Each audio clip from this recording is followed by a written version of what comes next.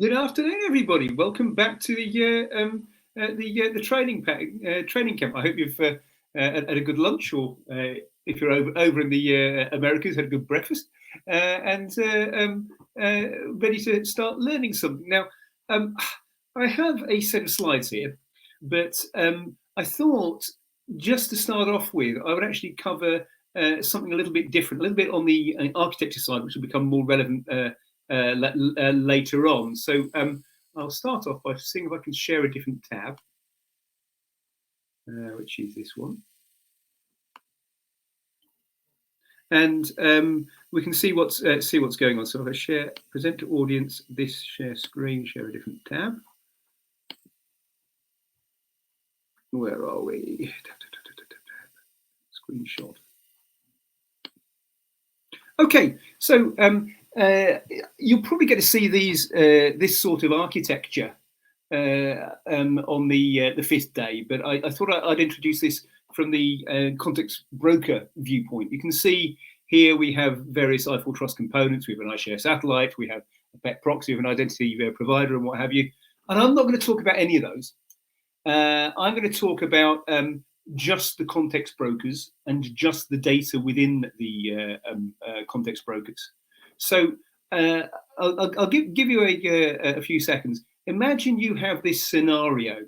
You are combining the data coming in from an AI service, which is then doing predictions on the data of, in this case, a farm. We've got a smart farm, we've got animals on the farm, and we want to, let's say, make predictions on the animals as to whether they need to be seen by a vet, or whether they've got lameness in cattle, for example. And the question here, to all you people who've been doing FIWARE for at least 6 hours now, is how would you split up your data in a FIWARE system? So I'll give you a few seconds to think about it whilst I drink my cup of coffee.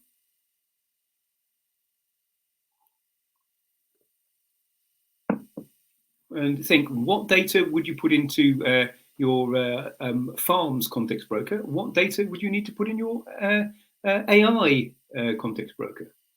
Because obviously these would be two separate actors within this system. There could be more. There could be a weather forecast, for example, just augmenting the data from the farm. So it's now up to me to try and give you what my answer would be for this system. So yeah, as I said, ignore all the security concerns. We're going to deal with that on Friday, right? First things first, we've done the animals already. The animals must lie, obviously, in the farm, Happy Cattle Co. They are entities which have got attached to devices, animal collars, tags, and the animal entities are going to form the basis of our prediction. Now, there are multiple ways you could make a prediction on that data and still get the result, so that the farmers of Happy Cattle are going to have the additional information. Question is, where do you put the necessary glue, which is down as notification based on the subscription in both cases, to be able to get the information coming through? Well, obviously, right, we have some sort of event causing a new prediction to be made. In this particular case, we're doing it on whenever the animal moves. So if we're doing it whenever the animal moves, there will be a subscription which is lying on an animal. Subscription itself has got a URI endpoint, and it's got a well-defined payload, which says, animal 1 has moved or whatever, and is obviously going to some service. It'll be a proxy service. It'll be a proxy service between the security layer of AI for all and their context broker. Their context broker could, this is one way of doing it, have a digital twin of all the animals from Happy Cattle. It's possible. It's possible, whenever you get a change on Happy Cattle, AI for all duplicates that data in their system. That's one way of doing it. Another way of doing it is AI for all has just got in their context broker, top right, some sort of AI plan saying, okay, we have sufficient information, such as this is where I need to update my data, this is where I can retrieve my data, this is what I can do in, say, an entity called AI plan, so that there is sufficient the information coming in from the subscription to say, okay, a subscription has occurred, which plan is it associated with, ask the context broker, get more data, and then run the prediction algorithm with the AI service. What is undoubtedly the case is that there will need to be some result from this system. Now, the question is, does AI for all have the rights to patch the data directly in Happy Cattle, or does it have offer the rights for Happy Cattle to augment their data with our results? Now, taking the second version first, what happens is I have got either a copy of Happy Cattle or access to Happy Cattle to get the raw data. I run my AI service, and on AI for all, my results would be, again, a animal entity with the same IRI as in the Happy Cattle, which would say, you know, this is the AI for all's viewpoint on cow 1. This is the AI for all viewpoint on pig 3, which means that the context broker from Happy Cattle could have a registration saying, I also want to get data from AI for all for my cattle. So overall, you know, the attribute, I don't know, state of the animal could have the state as regarding the sensors held within the farm, but it would which would have a data set ID, and it could also have the state of or predicted state of the cattle according to the AI service. Now, if you don't use a dataset ID, what will happen is it will take whichever one of them is the most recent based on the observed at timestamp. So it might be the case that our AI service is using a new separate attribute, like, you know, prediction, lameness prediction, let's say. But that, again, would be part of the registration saying, okay, the data for this context element is held over there in AI for all. That's what a registration is saying. A registration is saying pull it in from elsewhere.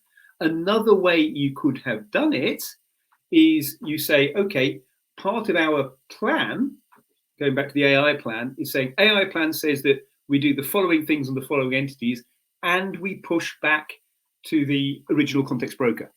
In this case, the result of the AI service would not be held in AI for all Inc. They're just offering clever algorithms, processing, and doing stuff generally outside of the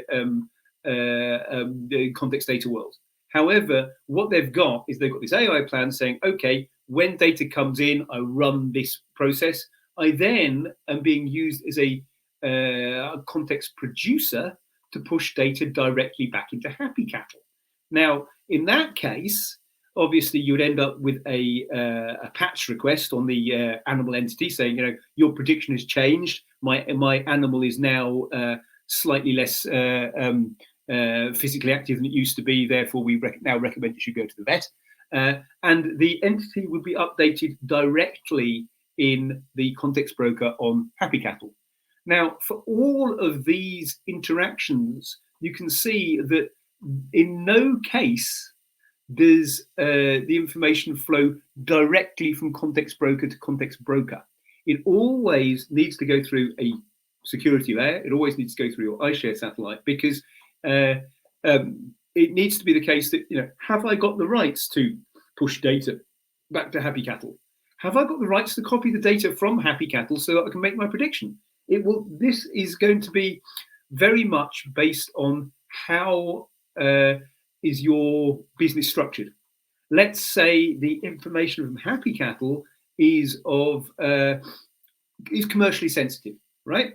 In that case, Happy Cattle doesn't want AI4All to have their own copy of everything, which potentially they could sell on for nefarious reasons, and therefore in that case they would insist that all of the changes happen on our context broker. If, however, it's the case that AI4All are saying we will augment your data, we will have a digital twin of your data, which we will then manipulate. We will run various scenarios on, and you can use our digital twin to improve your predictions, improve the way you're doing stuff. Then the reverse occurs. You'll end up with slightly different viewpoints of the same entity with the same URI in multiple places. This is the basis of federation.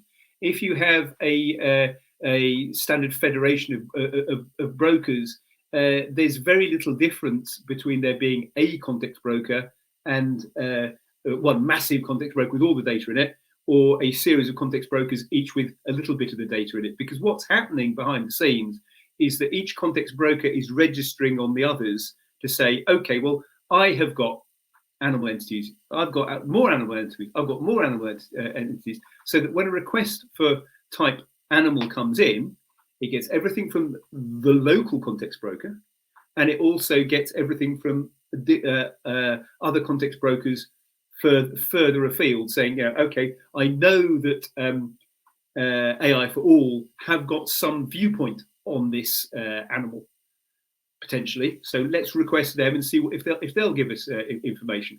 Now, this is what's known as inclusive registration, or will be in the next formal specification. There is an alternative, which is exclusive registration, which is very much related to IoT devices.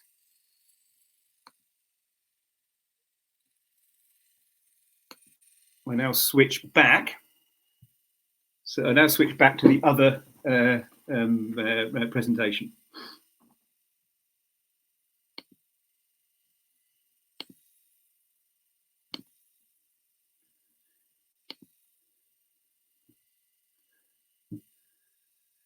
So, connecting to legacy systems, IoT, and third-party systems. Let's see here how we can. We have a context broker.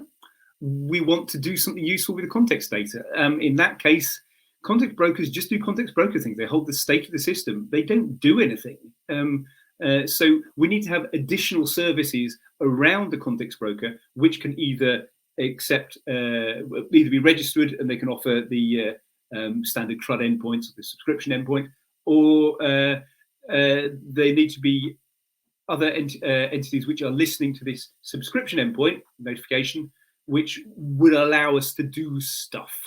That's where we move from just the core context broker to additional components.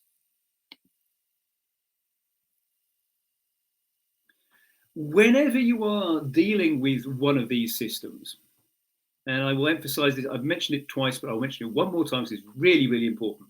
It is necessary to know what your world is.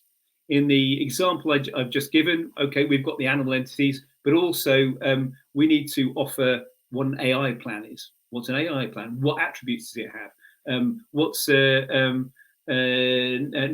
necessary? When I'm running my AI algorithm, I might want to place greater emphasis on the data which is coming from certain types of devices, for example. What's a device? Well, we need to know what that thing is. Now, what we have here is a series of, and this again comes from the NGSI LD tutorials, which I was walking people through yesterday. Hopefully you all got it working. If you haven't, ping something on the screen. We'll try and help you out during the tables later on this afternoon. So what we have here is our definition of our domain. Okay, I'm using an agriculture domain, so I have devices, I have a fitting level sensor, I have a cow collar, I have a tractor, I have various elements around the farm, but I'm using the existing data models either schema.org or smart data models or whatever. So it is known throughout my system. All the microservices which are attached directly to my system, and more importantly for this data sharing scenario, talking between my system and the other actor. In this case, we're talking about the AI system. We're able to distribute our operations beyond the definition of the actual entities, the objects. There are every attribute and indeed every property of a property or relationship of a property needs to be well defined. You'll see the line in below the etc. lines in white. These are all standard elements from the device model. The device model is based on the recommendations by Saref. You could be using IoT.schema.org for your devices if that's the standard for you. But of course, that would mean that you wouldn't be using device as FIWARE device. It'd be device IoT schema.org/device instead. So these are the common attributes. As is always the case, if you don't properly define your attributes, they will go to the core context. So default context, not core context. Default core context is has that vocab line at the end. Remember JSON LD from the very first session. So it will allow you to do stuff, but it's much more useful if you use a proper IRI. Now you can see here, if you look at the standard animal model does not have an IRI for heart rate, and my animal collars are monitoring heart rate. So what you would do is you would see, is there an ontology out there which is already dealing with what I'm dealing with? You don't want to make stuff up as you're going along. In this case, the bioontology.org have got an IRI out there for what a heart rate is. So that's being used for my heart rate. Just because maybe my first stop for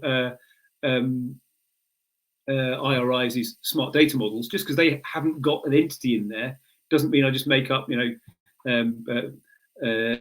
my example website.com / whatever it is. No, I look elsewhere to see what's actually being in use. Because if you think about it, if you can reuse an existing IRI, chances are that is more likely to be recognized elsewhere. Now, even if you end up with a situation where you have different address formats, as I said, UNCFAT address format is different to the schema.org address format.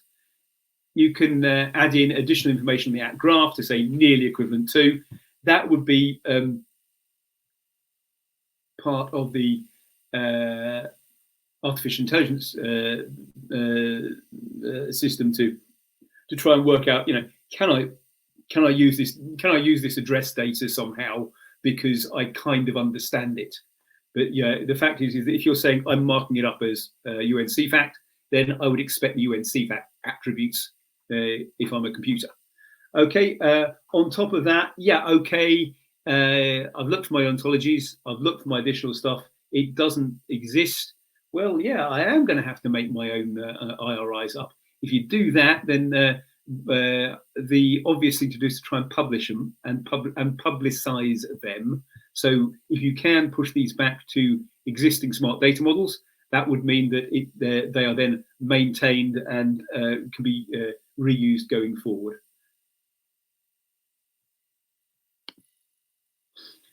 So we're going to move on to IoT agents. IoT agents are saying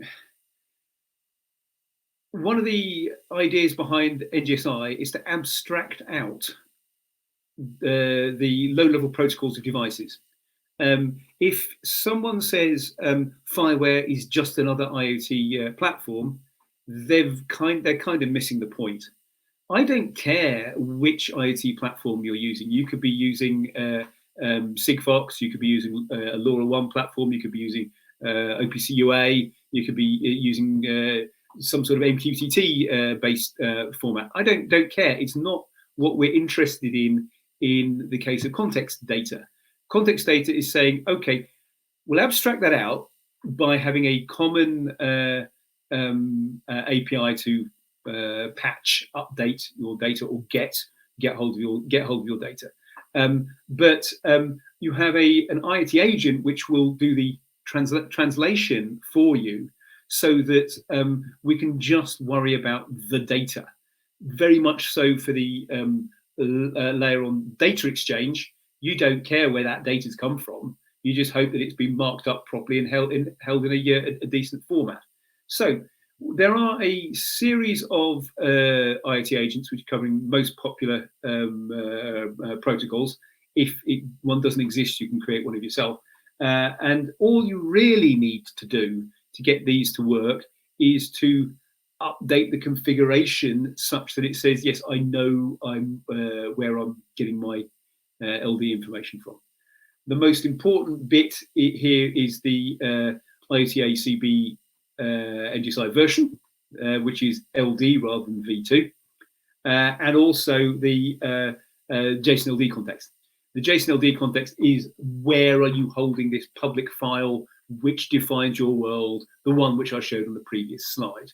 Now, this is because the IoT agents are able to deal with both NGSI V2, which doesn't need context, and NGSI LD, which does. Therefore, they need a little bit of help to work out, where is the real world. You can see I've got these in yellow at the bottom. On top of this, there are a few not mandatory but useful parameters. IoTA fallback tenant. If you have actuators in your system, these are devices where you can actually do something. I can turn on my water sprinkler, for example. Then it is possible that a context broker may fail to have the appropriate tenant header if you're using tenants. So you can say, okay, by default, if there's no tenant put in there, use this one instead. Similarly, you can add in IoTA timestamp, and it will automatically give you the proper observe at property of a property. For those of you who ran the temporal systems demo yesterday, you'll have seen that you can find out where has my cow been over the last 30 seconds. Fine. The reason why it knows that is because the default property of a property it's looking at is observed at, and all these IoT agents do the right thing. All they're really doing in this case is they're making an upsert. They're just pushing data into a context broker, and they're doing it in the appropriate structure. So if I have an input line like, I don't know, T:1, there needs to be some manipulation to say, oh, that's a temperature. Temperature, okay, so it'd be a temperature, value, property, and then unit code, and then whatever the value is, and so on and so forth. All that's done for you, so you don't really need to worry about it. This timestamp will automatically give you observed that in the middle of that. Obviously, you will need to put in your unit code yourself, because I don't know what your temperature sensor is reading. You tell me. AutoCast is again quite useful. It means that if it receives a string, it will come in as a string. If it receives a number, it comes in as a number. This just makes getting hold of your data simpler.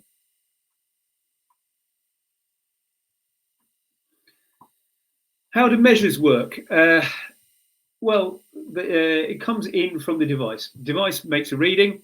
Device passes that information into an IoT agent.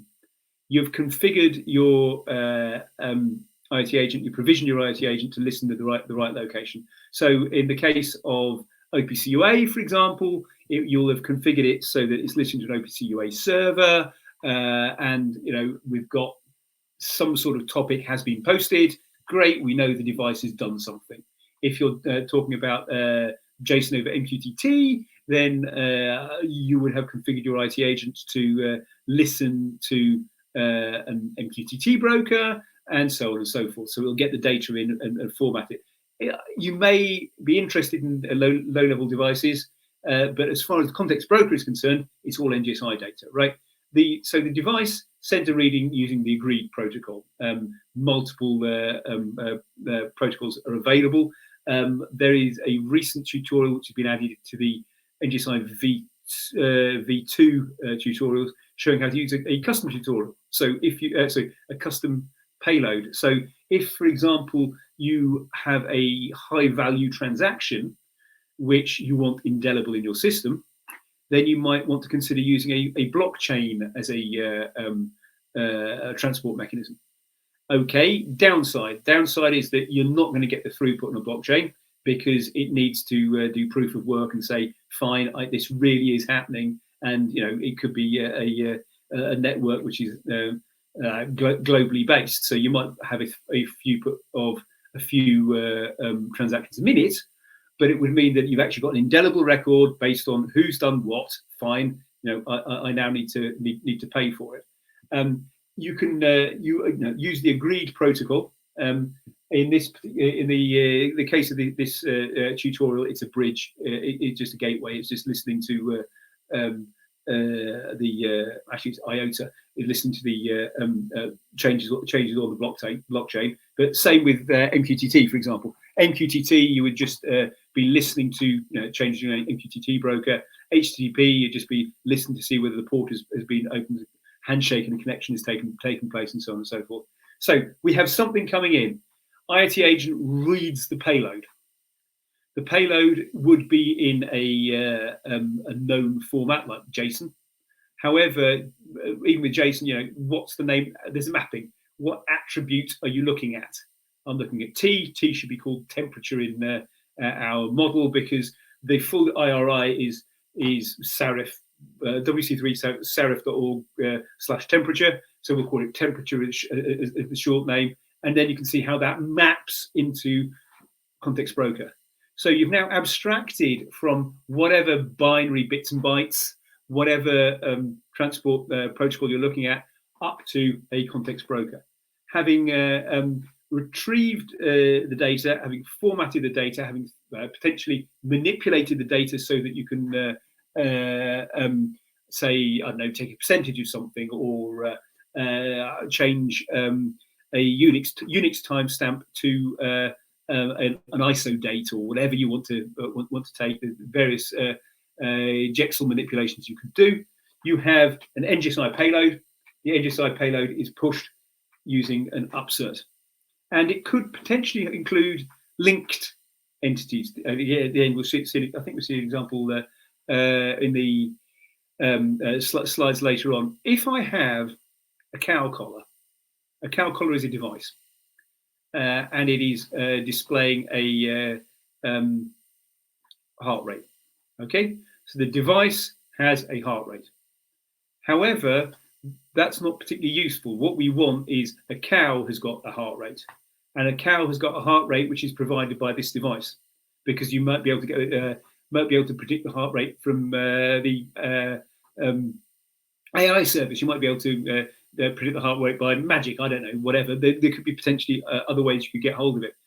So for this particular upsert, you would actually upsert two separate entities.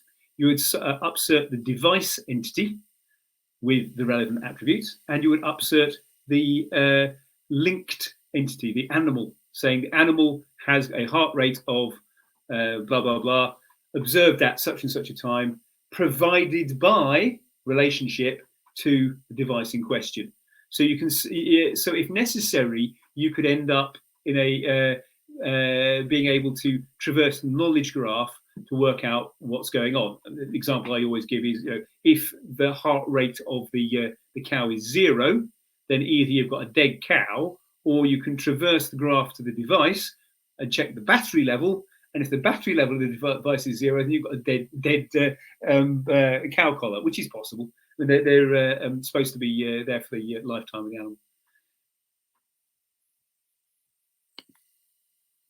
Okay, so this is what the payload would look like if you are registering that device X in building Y has registered at 25 degrees.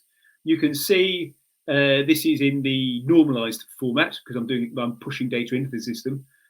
You don't need all of this rubbish if you're reading. It's obviously you can just get back temperature 25. But this is using the full verbose format. You can see it's an array because potentially I could be updating more than one object.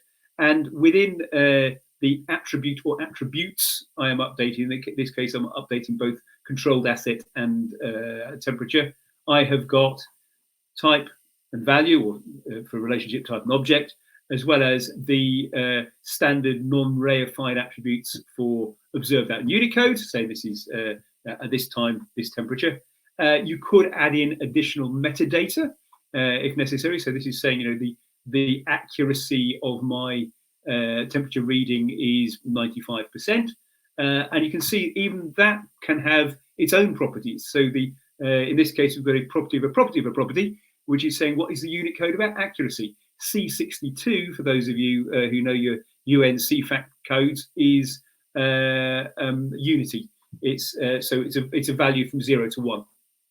Again, not particularly useful unless you are reading the data in a verbose format. But you might want it. You might need the verbose format if you're doing some sort of, say, AI processing. You'd like to know what the error bars are on this particular thing.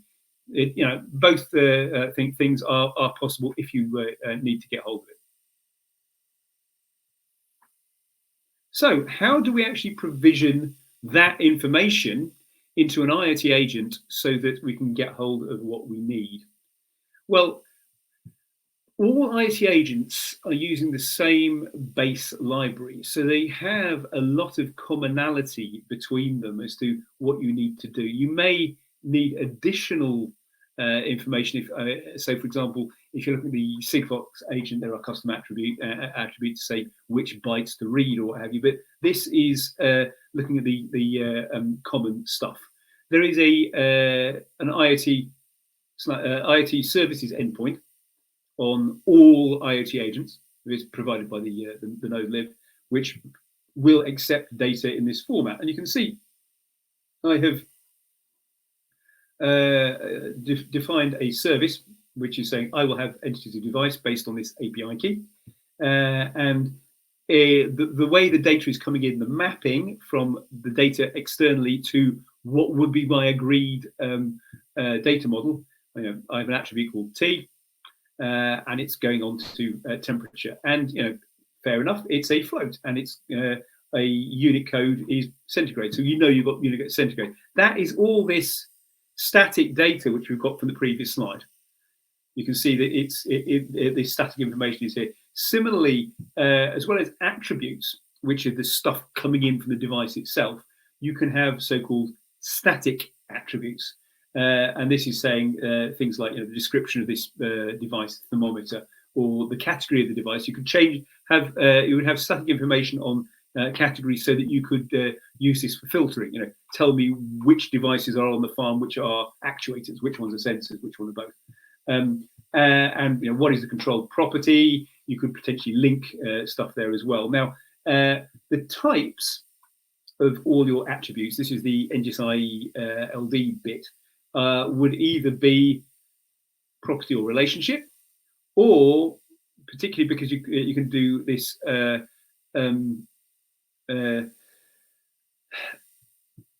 change from native JSON types. You can just put in any native JSON type. So if you put in something like float, it knows it's going to be a property, and it knows it's going to be a number coming in, so that you can do the right sort of thing. You can also put in GeoJSON. Obviously, you may have not so much service groups, but devices. You may have a device are placed in a certain location, and that certain location is not changing. Obviously, for a GPS device, it's a bit different. But you can put in any native JSON type primitive or objects if necessary, and it will push that data directly in. If you go back to here we go, controlled asset. Controlled asset in this case is just a relationship. It could be an object. It could be anything really. JSON object. Now, beyond the service group, which is based on this API key, you can have individual devices. And you can see here that we have an individual device which is IoT/devices, which again can have more attributes and more static attributes. So you can put your basic common data into service, and you put your individual information, particularly for things like actuators. It's important to have individual information separated. And you can see this particular one is saying that device temperature 001 has got is providing temperature information for building 001. And you can see this has also got this additional attribute link in there, which means that when we update the, whenever we receive a change in the value of the device, we will also update the building as well. So you can see that we've got an automatic link here, which is going to be really rather useful, because you don't want to deal with, you want to have devices in your system. You don't have to deal with devices. You want to deal with animals or buildings or whatever. They are the ones which have the actual temperature. There is a bit of difference when you're trying to deal with GeoJSON, because GeoJSON, certainly on NGSI LD, could be read in multiple potential formats. You could have UltraLight's an example, which is a plain text based system, but you can see here we've got a syntax where it's got a bar and it's got a string which you've got a comma separated, or we could end up with two parameters, with longitude and latitude, or we could end up as a valid lump of JSON, which has got GPS has got a string or an array which has got the value, or it could actually be proper GeoJSON. All of these location formats are supported. It will attempt to parse a value if you have set up your type as a geoproperty. Now, it needs a bit of help. So if by default, it assumes that if you set up as geoproperty, it's going to be a point. But you could potentially say, I have an observation space. Observation space is probably going to be a polygon. So you need to put type equals polygon, which goes back to the thing beforehand saying you can have native a GeoJSON type as one of your properties. What will happen is that when this GPS value comes in from your device, whether it's on MQTT or whatever, or it just could be binary bits on a Sigfox endpoint, it will read these values, place them into a properly formatted geoproperty.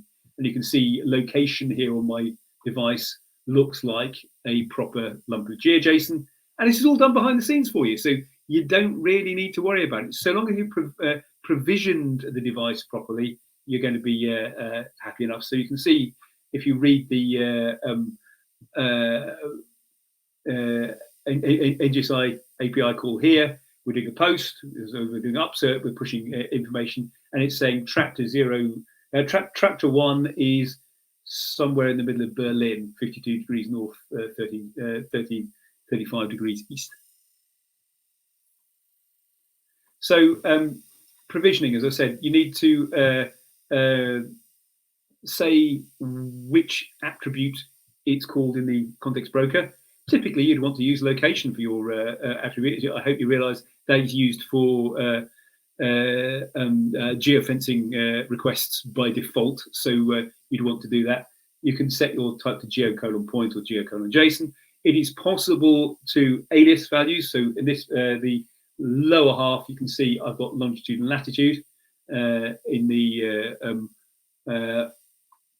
reverse order to the way you might say it in English. For whatever reason, this is the way that GeoJSON sets up. It's always longitude first. So you need to be careful that you get your longitude and latitude the right way around. If you put them the wrong way around, instead of being in Berlin, you'd be somewhere off the coast of Oman, which is obviously not where you want to leave your cows.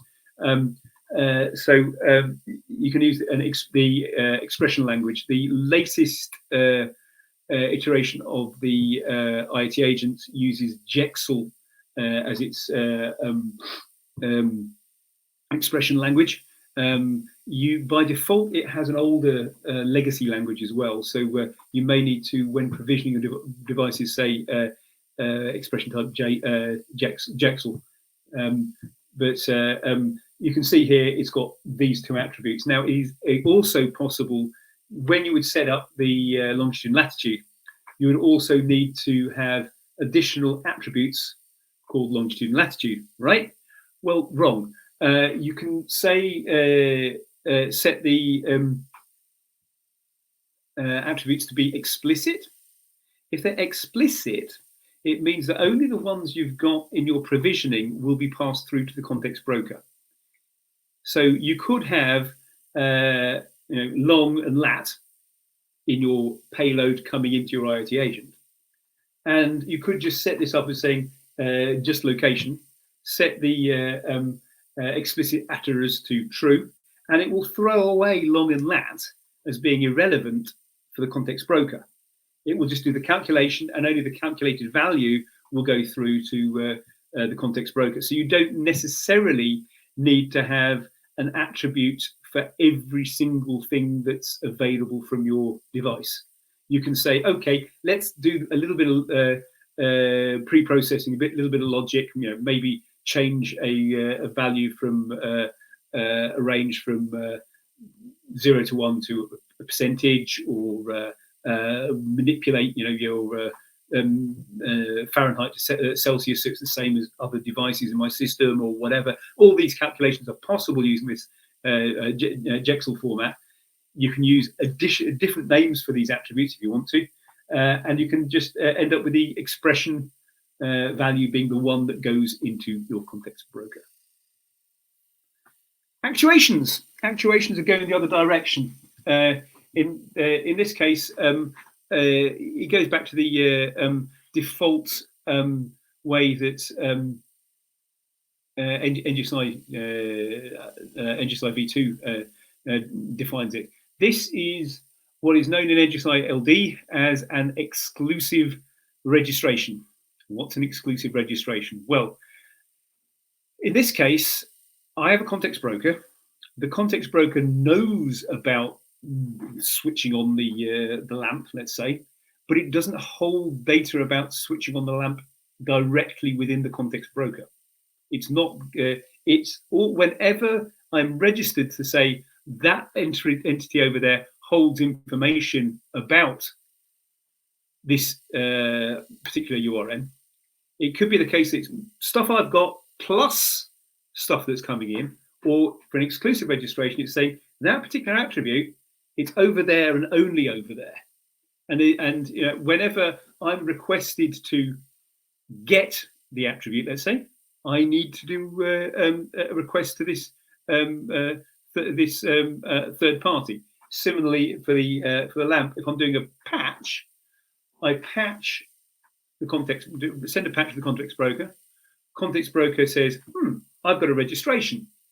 Therefore, I can't deal with this. I need to forward this same request for this particular attribute directly to wherever the IoT agent is. It's a registrant.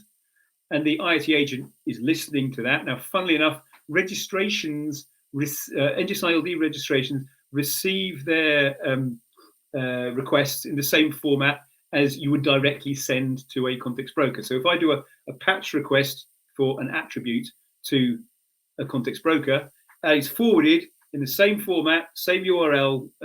Okay, it's a different host, same format, same payload, same headers to the next value on the chain. IoT agent unpackages that, works out this is NGSI.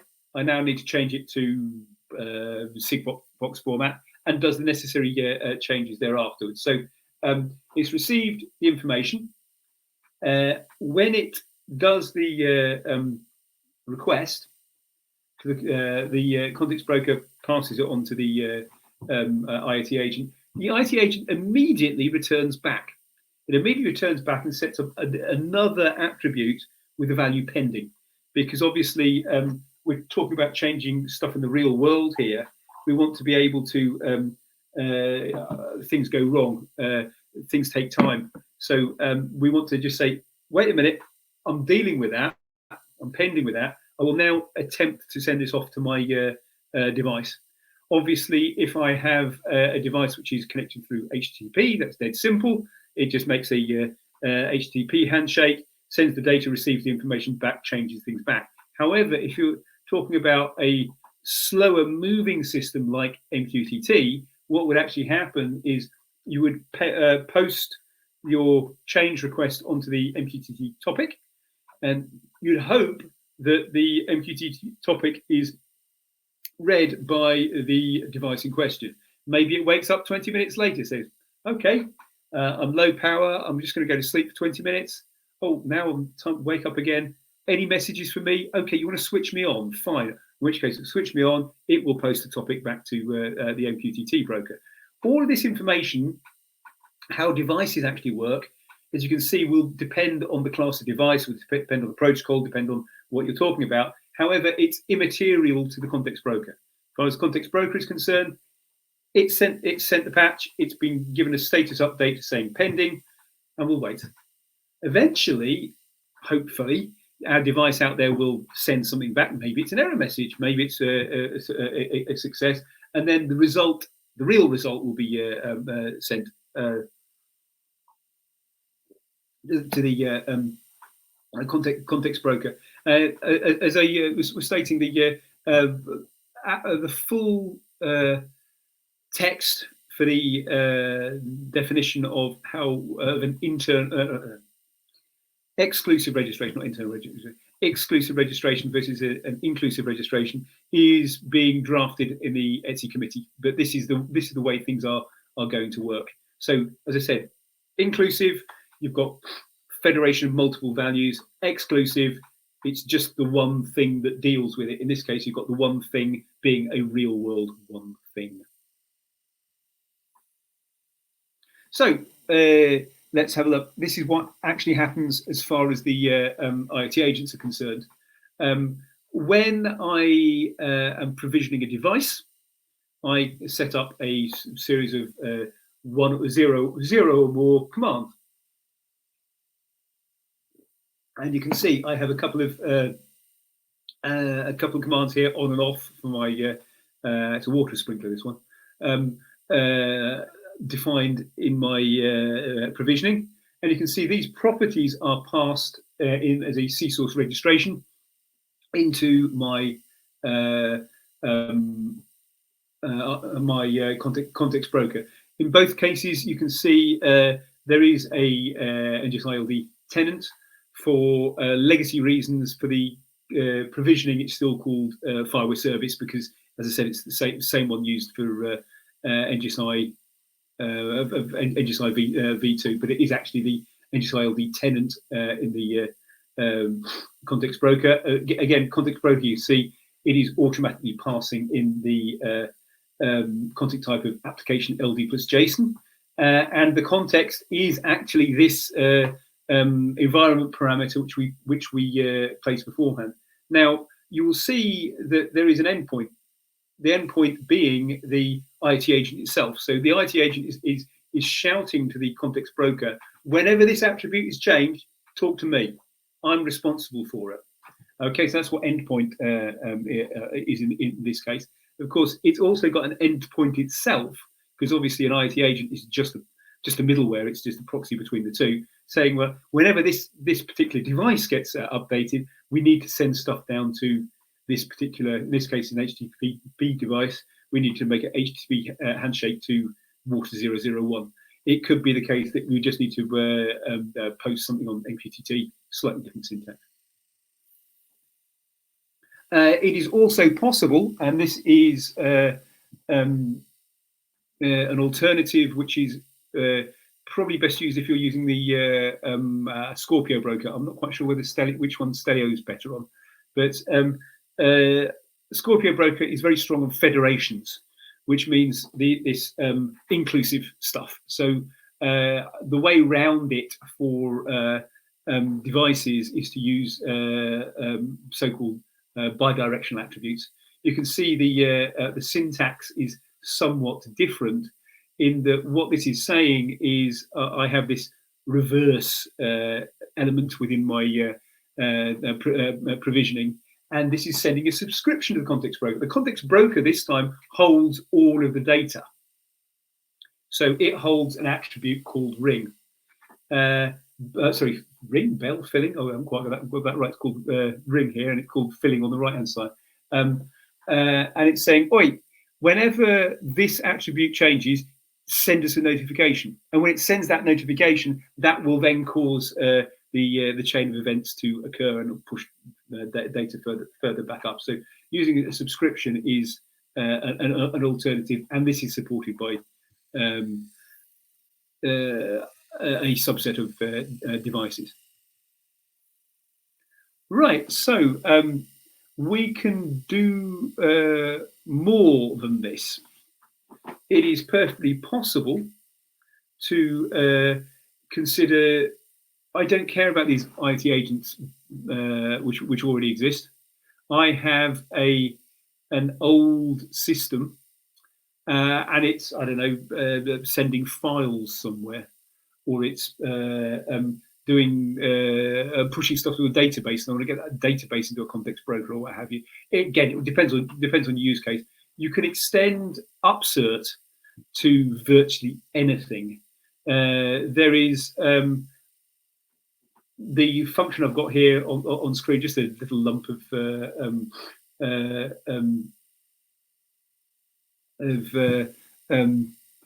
Node.js, is saying, okay, what I can do is I can listen. I have a proxy which is listening on an endpoint. When my file comes in, I can read it. I can then parse it as necessary, because that will be very, very specific to my use case. And I can then just do an upsert, as we did about 5 slides ago. Just say, this is an upsert. This is the values from my system coming into my context broker. You could also have a situation like this on the right, where I have information I want to push to, in this case,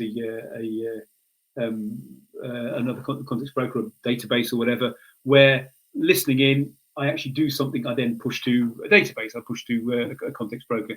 There are plenty of different ways you could do this.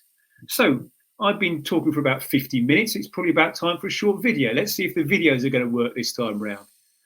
Right, so you want to see this in action. So the video is, I'll put the link in here just in case, 1400. So Key, do you want to see if it's going to work for you?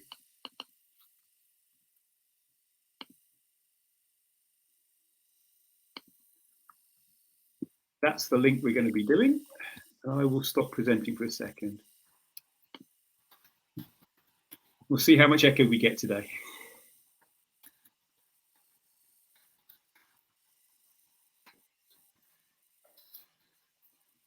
I see there's a question in the chat. I'll answer this after we've done this section. So if you've got any questions, keep putting them on the chat. Actually, even better would be on the Q&A if you've got that beforehand. So I'll turn off my audio once we've got the video up, and you'll hear me, and I'm just going to finish off my cup of coffee. You see my screen? Not yet. Yeah, it's getting there. I am going to be doing stuff in LD format, and I am going to be using the following context file. As you can see, I've got a file called NGSI LD context.json LD, and this is also within my system. It's on the server. You can generate these things. They are there's a little tool I've created to take these from Swagger specifications. But you can see all of these have got well-defined names, so that you can get hold of the right state or status or whatever, or temperature or what have you. You can see all those values are in there. Now, having done that,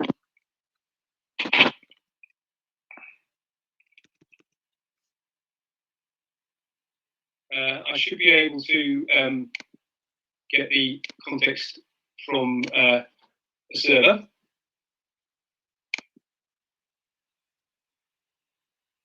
And you can see that somewhere on the internet, I have got a context file which I can get hold of, which is this decimals NGSI context, which is the value which I put into that configuration file.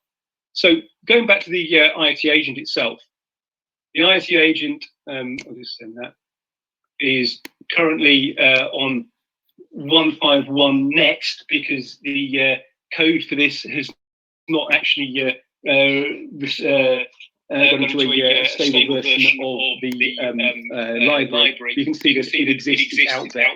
I would then need to provision my data. I'll move that down a bit large. And you can see I am in a position where I am doing a provisioning.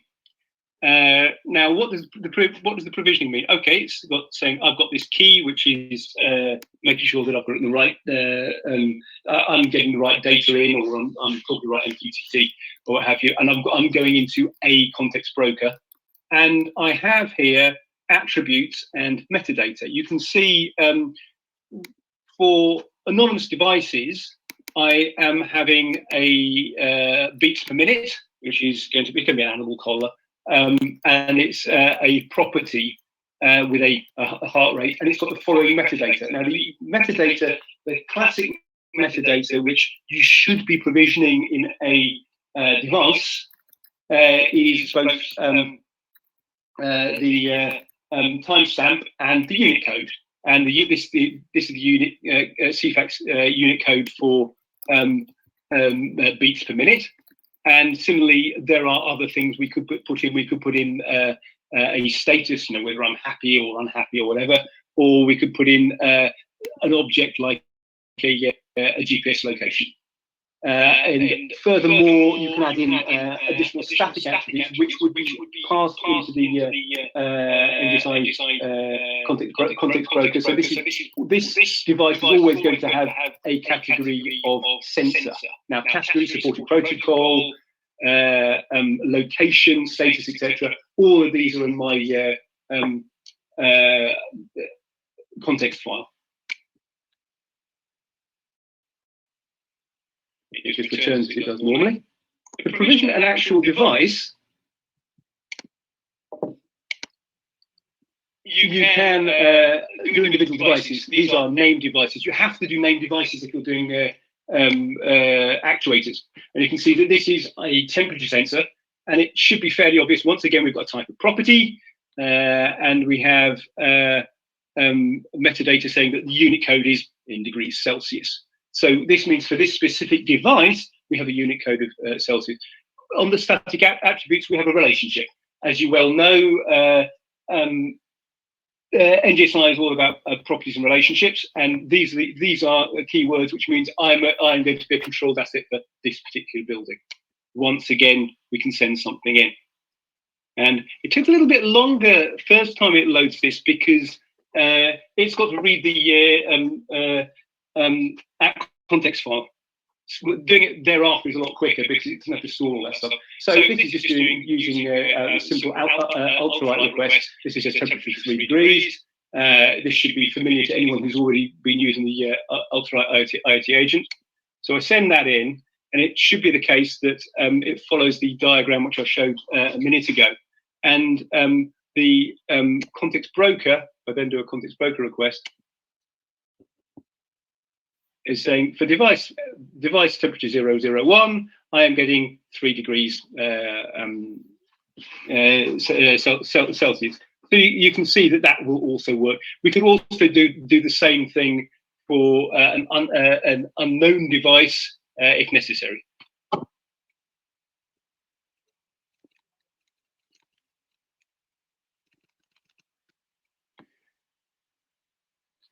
Internally, what's happening is as follows. This is finish this demo, right?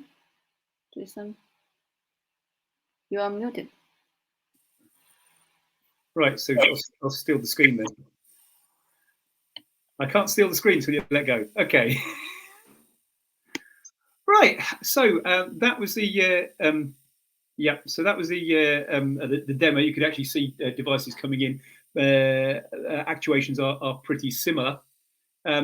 So I will answer your questions, and then we'll have the short break. So let's get the questions. You asked me nasty questions as usual, right? So there's also the two which Marcelo put on the chat rather than the other one. So we'll start over with Federico. Would it be possible to integrate a pre-existing IoT device which is not able to send JSON in JSON format? Yes. If you have a device which can send something, you can have a custom IoT agent which can read that, parse that, and then you can just use the rest of the IoT agent library to do all the sending up as in the appropriate format. There's an example in the NGSI V2 tutorials rather than NGSI LD tutorials, which I will just link here for a second.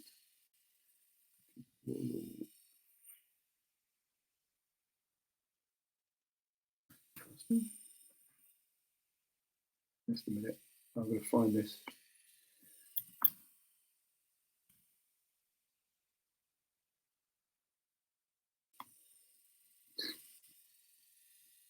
The NGSI V2 tutorials, or the data for the NGSI V2 tutorials is here. I haven't mentioned it before because I've been dealing with the NGSI LD tutorials, but there's more information here than there is specifically for NGSI LD, because this is some of these are common. So some of the more advanced security ones, for example, are here rather than the other one. Now the thing for Federico is actually called Custom IoT Agent. There's a tutorial there where I have a device which is sending, in my case, it's in custom XML format. So what I do is, you read through that, I take the existing code base from the JSON agent, and I strip out, I think, 5 functions from the code base. Something like, do I check the header is JSON? No, I'll make it XML. Do I do a JSON parse on this? No, I need to do the following parsing instead. And it lists the 5 functions you need to change, and they're fairly obvious. How do I extract the data from this format? How do I push it into my system? You might not need actuations. It's even better. So you just ignore actuations for now, because you're never going to fire. It's just reading the data, get the attributes, and then pass it into the IoT agent library to do all the necessary work around it.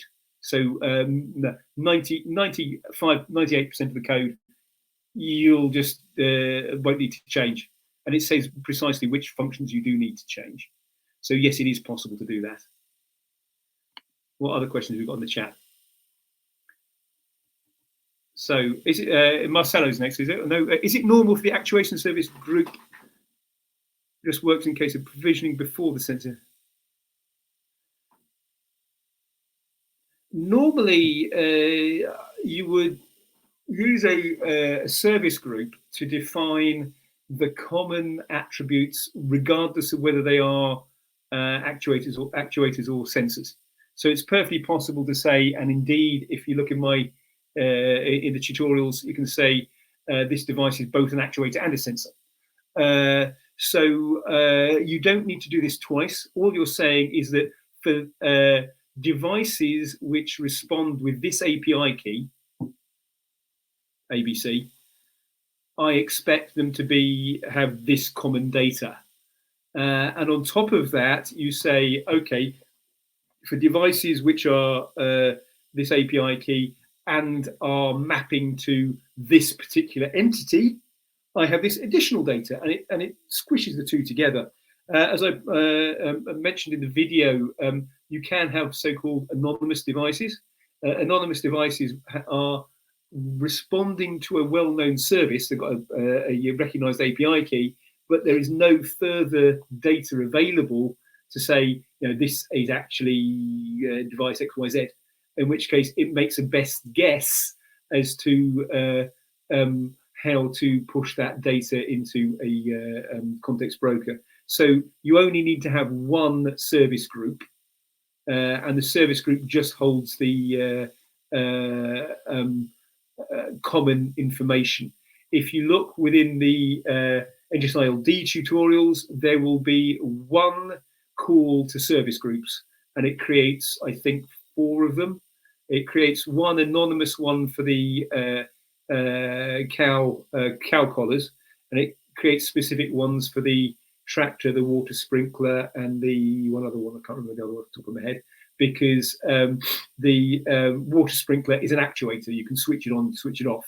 The tractor, you can send commands down to get the driver to start sowing in a particular field and what have you. So that has a specific group, and what's more, the actuators have individual devices set up for them, because you need to be able to send directly down to that one specific device. So what you're doing, so you might be doing something wrong there. However, you can always contact me, probably at the tables after this, see how we're doing, and we'll see what's going wrong, because it may well be something obvious, and I may well be just confusing you further. So, what's the next question? Is it possible to provision a set of service groups and devices in the same request? Yes. Both of those elements I put there will accept an array, so you can set multiple service groups in one request, rather than doing it in one lump. You can do it individually. You can do it in one lump. I believe if you look in the tutorials, the service groups are usually set up in one lump with an array. In the examples, I think it's a file called provisionize the agents or something like that. It's fairly obvious. It's in the root of each tutorial. It's not services. It's another one of the bash scripts. So we have some examples. Again, I can go into more detail afterwards. Is that it? Is that it for questions at the moment? Right. In which case, I suggest we have a short 5-minute break, except for the 2 students who wanted to just talk to me. In which case, I'm going to go straight to the tables. So let's see if I can sort out their problem in 5 minutes, should we say? If not, we might have to move it to further at the end. I'll get and the rest of you go off and get a coffee. We'll be back at 1:45.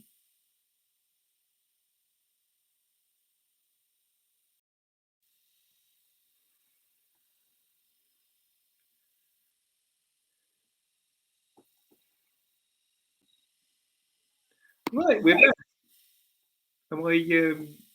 Yep, I'm not the other thing. Okay. Yeah, I actually have to disagree with Tamo there. It's always a good time for a coffee.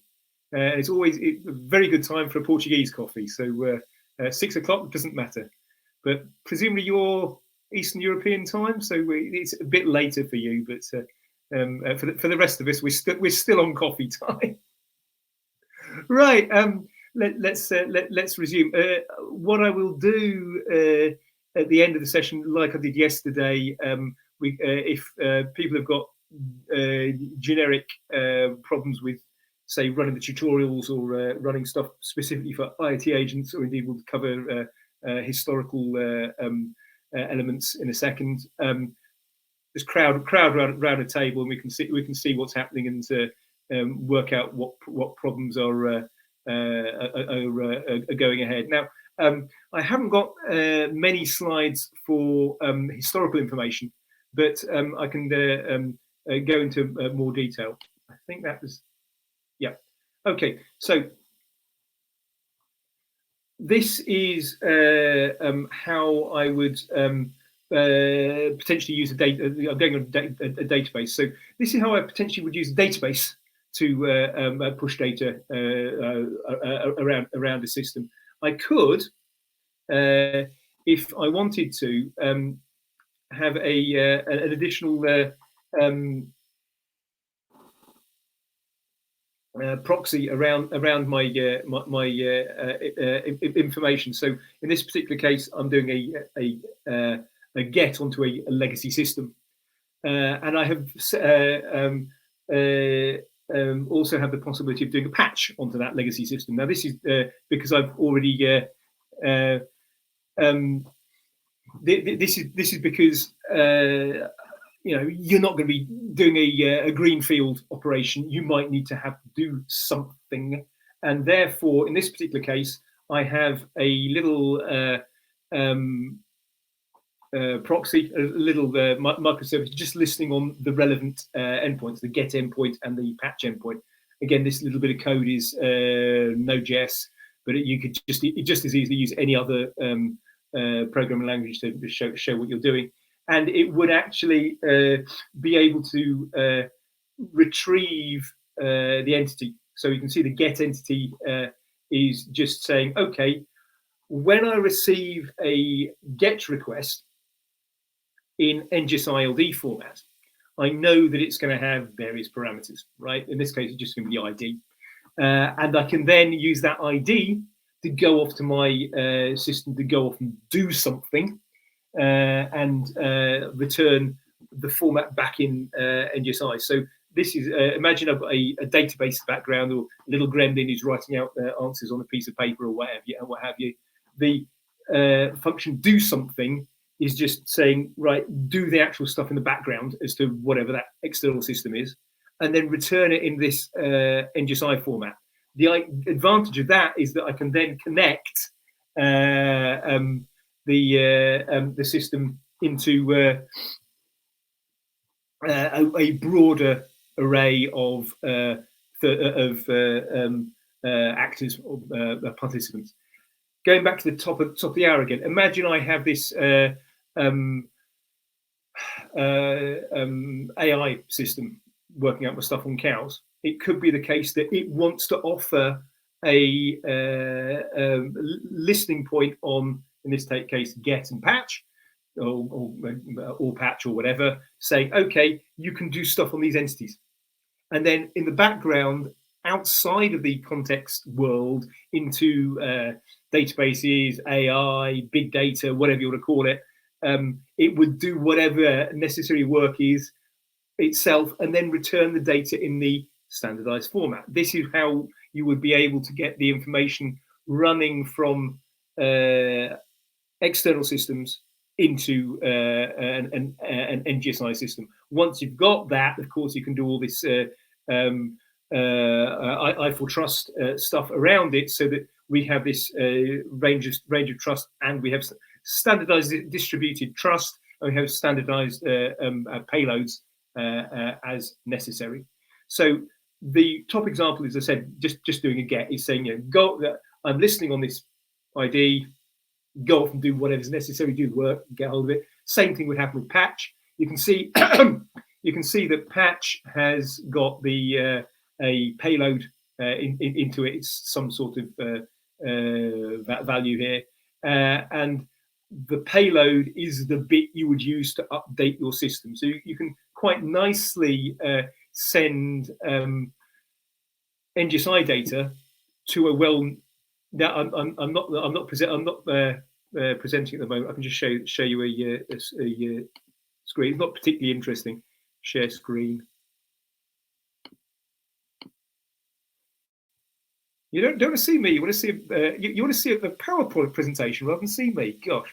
Okay. So yeah, I'll just repeat that a little bit. You can see on the on the left, you've got the NGSI API calls, which are HTTP requests. But if you've got, say, a patch, which is the lower one, it will have a payload, and the payload will just be a JSON object. In this case, it's a property. I'm updating an attribute called tweets, and I'm pushing that value into the system. This means that I can quite easily push data out of my system, and the get, again, is doing this do something. It's retrieving data into the system using the standard endpoint.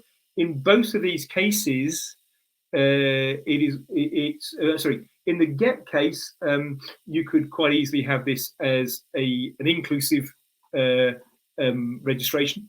So you could get information from this endpoint and also have an alternative viewpoint of this information from somewhere else. That's possible. You could also have it's more likely it's a an exclusive for something like the patch, where you're saying, okay, we want to change something out there in that old system, which isn't NGSI. We've got to have this interface. Okay, fine. I'll do it this fashion instead. Not the world's most exciting presentation. Extending legacy systems, extending all systems to do something. As I mentioned, I could quite easily use this subscription mechanism to connect the AI service to my farm. What I would have then is, instead of having a registration, which is tell me about X, or I want to update X, it's inform me about X so I can go off and do something. Am I presenting right now, or was that 3 minutes ago? That's good. Okay, so if I set up a subscription, what would happen is that, in this particular case, I've rung a bell, or it says filling. I don't know why I put filling in there. I should say ring. And the notification has said something has happened, right?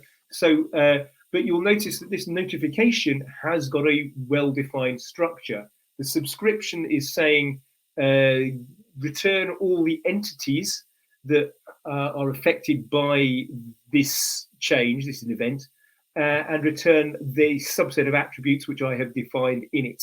So in this case, I've defined filling and a type of bell, and bell 2 has gone off. So you can see I can write an endpoint. In this case, it's listening to an endpoint called subscription/type. That would be the endpoint you define in the subscription itself, and it would read the items of data. As you can see, data is an array. So in this particular case, same thing. What would happen?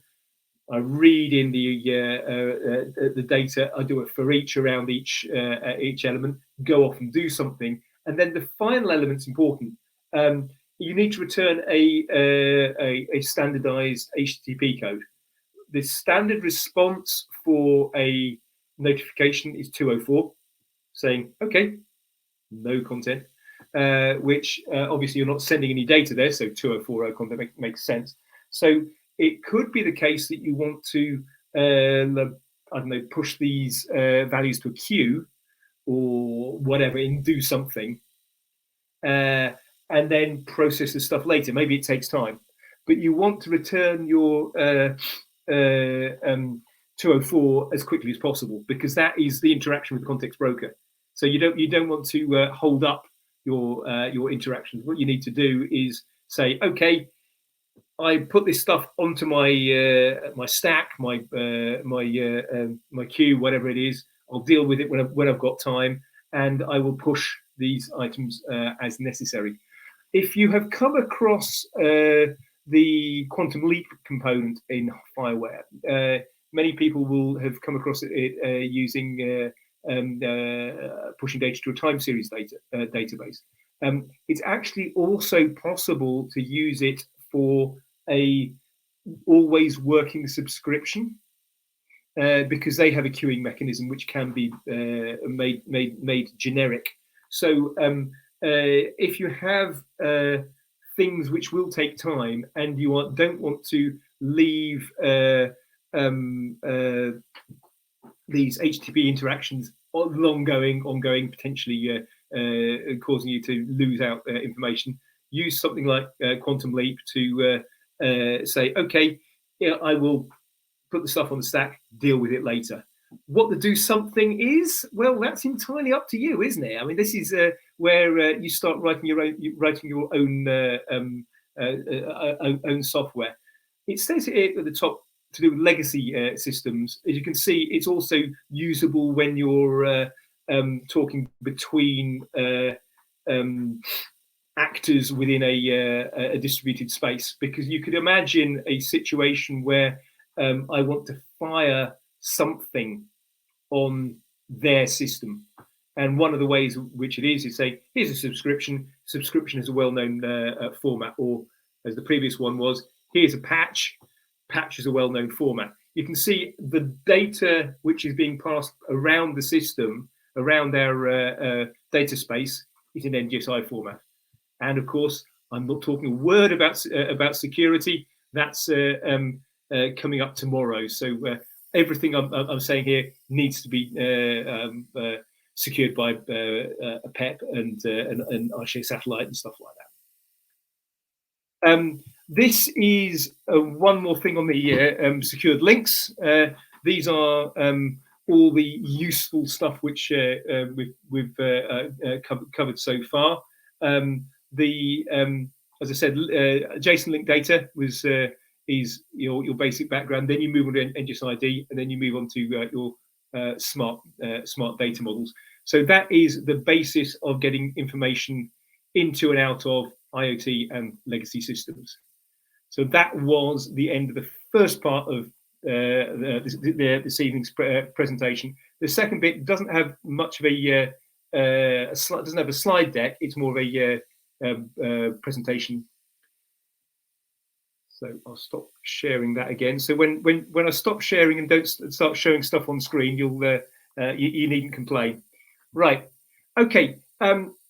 Moving on to pushing stuff, historical data. There are multiple components in FIWARE which are able to deal with secure systems. No, not secure systems, historical data. It's all a matter of which database do you want to push stuff to, which NGSI format you're currently dealing with, and which way of processing your elements you want to deal with. All of these components, and the three or four main ones, are set up in the same way. You set up a subscription. The subscription needs to be broad enough to say, when I get the data, go off and do something. And then you have, if necessary, configured the database to do it the right fashion. Now, the video example I've got is based on NGSI V2, but it's actually precisely the reason why I haven't done another one for NGSI LD is it's precisely the same thing for NGSI LD. You just set up the relevant subscription. So where's my video? That's NGSI LD agents, wrong one. That's the one. So let's see if this particular video will work for you. Okay, Keith, you want to try that one? We'll see how this one works.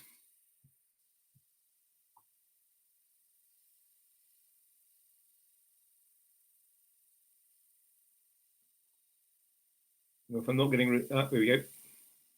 You can remove, you can leave the subtitles on, remove it on, put it up. That's it.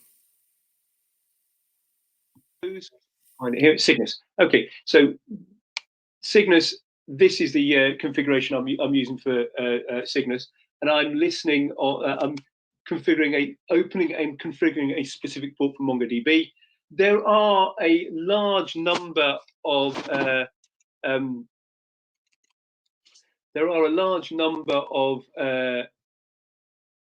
configurations you can go for, depending on whether you want to do it by Docker or you want to do it directly from the files. And it depends on, do you want to split the data by service? Do you want to split the data by entity type? Do you want to capitalize things? You'll have to look in the documentation to find out the full stuff here. And obviously, it's all based around Apache Flume. So if I look at my Flume here, I can see that because I've actually set up Cygnus, again, just looking at going on to the version endpoint here, just do a get. I can see that Cygnus is running, and I'm running the latest version of Cygnus, which is 1.18.3. Now, from version 1.18 onwards, Cygnus is capable of using listening to NGSI V2 subscriptions, and therefore it's the modern way of doing things. So we no longer need a legacy flag. When I create my subscription, you can see it looks remarkably similar to the previous subscription. However, in this case, I'm going to put some use a service path. I'm going to put the my device's data into a system. And you should be careful here in that because I've got a very, very broad query, it's going to log everything. So I send this again. And it says, yep, subscription's been created. And then you can check the subscription. So I always do this. Is the subscription working? It probably won't be working perfectly well to begin with, because I've not actually done very much with my device data. Last success code is a 400, which is an error, which if we think, that might be a bit odd. But the reason for that is, of course, because I've not actually started up my devices. If I go to my device monitor, I can ring the bell, or more likely switch my lamp on and open the door.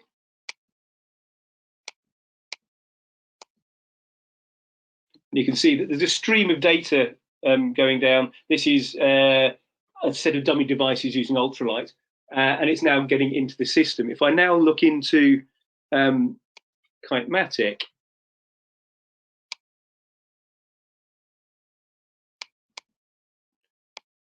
move this across.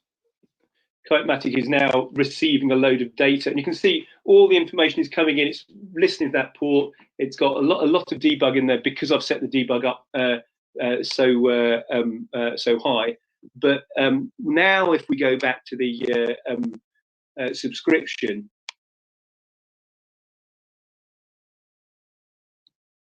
you can see that the subscription is now saying code 200. So don't worry if you're initially surprised about the data, because it's saying there's nothing there. You know, the data has not started flowing yet, rather than it's definitely broken. But you do need to look at the logs and the configuration in order to get this to work. Going back to Compass, I think, can I refresh at this point? I have to restart. I can never remember. No, here we go. Yes, we can refresh. You can see there are a series of collections within the STH_OpenIoT database. That's the default prefix which is used, and you can see it is actually logging every single attribute. It's logging things like the fact that it's supporting the URL 20 protocol, or it's controlled, it's defining the device itself. Whereas what we would probably only need is actually the luminosity. So this could be improved by reducing the amount of data to be logged, placing it in by putting in a query parameter. Okay, so that's a simple example of how to get a system running with a MongoDB database. Let's move on to doing something a little bit more big data by running HDFS. Now, I'm running the world's smallest HDFS cluster. It's just a single Docker Compose file on a single machine. And here we've got a series of additional components just to set up a Hadoop cluster. And it's most important is that we have a name node, a data node. Now, big data is a good definition of big data is that if you have a bookshelf, you can order your books quite nicely. You can put it in one place and you can get alphabetical ordering. Great, I've got my bookshelf. If you are an avid reader, you buy more books, you find out that you need to maybe buy another bookshelf, or you need to buy a new bookcase. Eventually, however, you're going to be in a position where you can't store all your books in one place. You're going to have to start distributing it and then do what libraries do, which is, we'll have an index, and the index will say you can find this book in that building over there on that shelf, and then get the information from here. And this is how big data works, is that you end up with so much data that you can't put it all in one place. Okay, so let's look at the system now. Is it up and running? Still provisioning my devices, so it's getting there. I may well be able to start running stuff. Right. So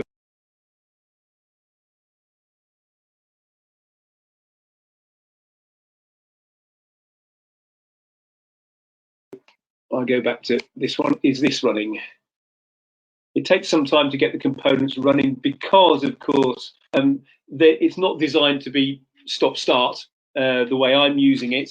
It's supposed to be that's now running. It's supposed to be a system which is up working citywide or working across an entire factory floor or whatever you've got dealt with. So these things take some time. Are we fully running now? Yes, we're up now. And you can see I'm now running with a load of HDFS elements as well, which would in general be distributed. But of course, I'm running a little tutorial here, so it's all going straight onto one little machine. If I look at the HDFS and look at the Cygnus configuration, you can see I have got a series of environment variables which are saying who my user is, whether I should do this in lowercase, uppercase, whether I should put this in as JSON data. Again, read the documentation to work out what parameters will suit you, because you will be in a position to extract it thereafter. So let's go in and create my, let's get my devices moving first.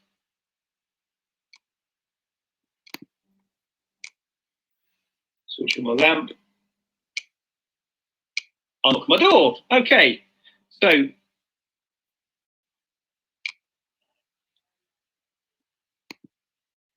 once again, we can check that Cygnus is running.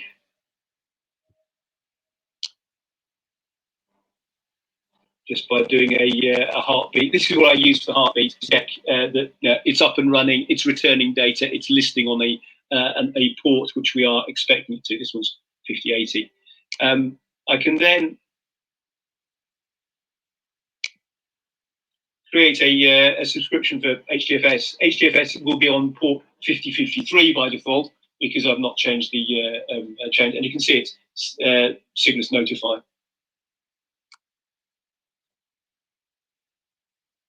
Once again, you can see that the thing has been created because there's an appropriate HTTP code, and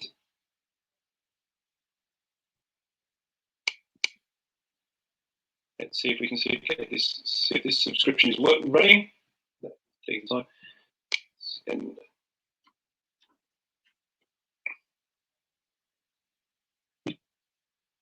it's listening. It's been sent 3 times, and it's got some. It's sending some data. So if we were now to look at data within our HDFS cluster, you can see within this data Hadoop, and it goes really, really deep.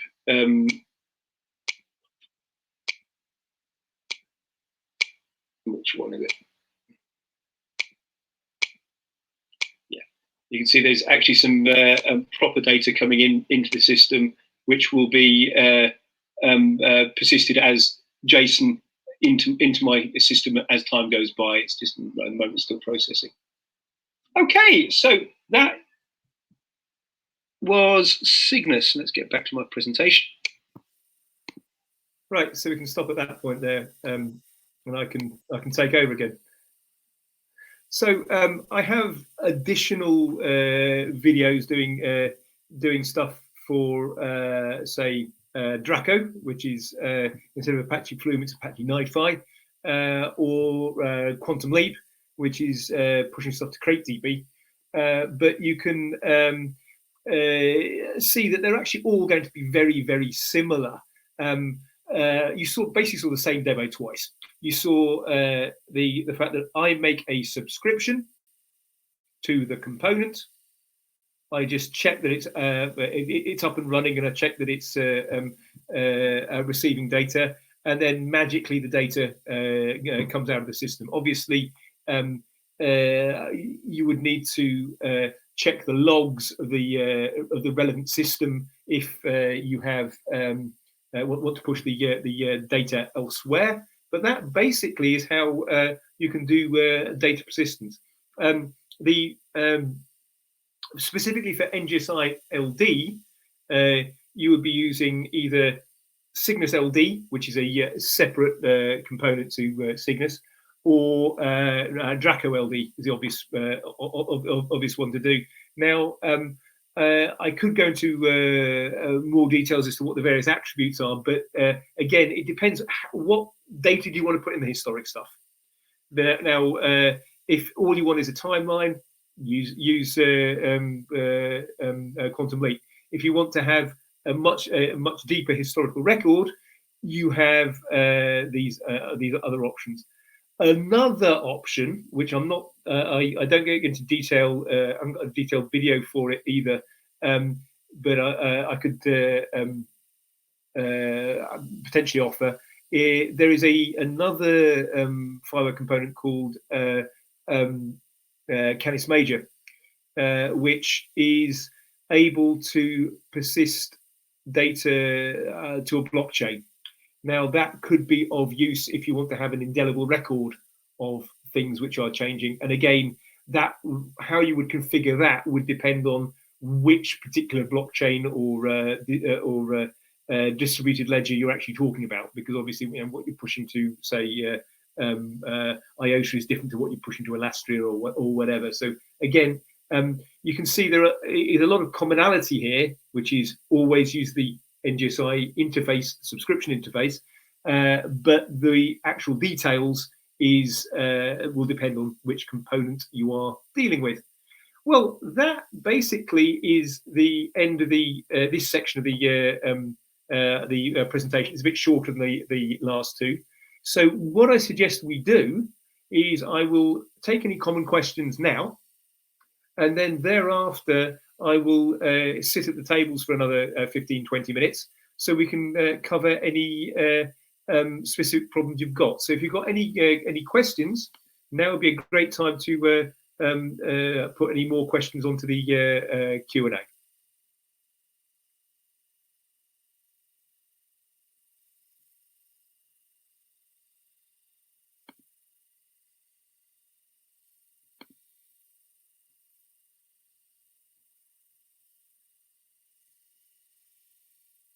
I'm seeing nothing so far, in which case I will move over to the table to take any individual issues. You should have got your NGSI tutorial working and running. There's one of the tutorials actually which we could do in more detail would be the just a minute, I'll type this down. The one for Quantum Leap, because Quantum Leap has actually got an NGSI version on it. Tutorials, step by step NGSI tutorials, Smart Farm. Now, where are we? Time series.